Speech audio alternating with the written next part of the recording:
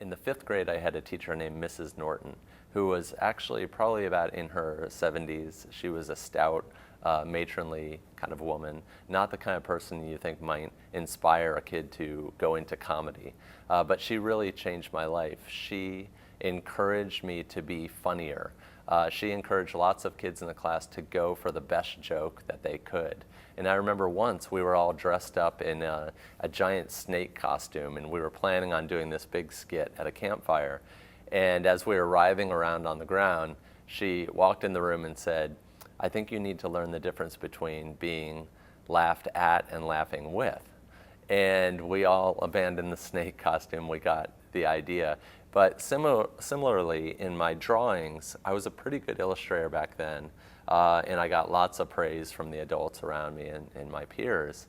But Mrs. Norton would actually point out the problems in my drawings. Like sometimes I might be drawing a figure and I'd shorten the legs because I realized I was out of room on the bottom of the page.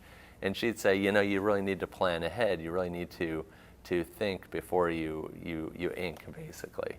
And I really took a lot away from that because she challenged me and us to be excellent. I'll never forget one time there was a kid named James in the class who was silent throughout the whole entire year.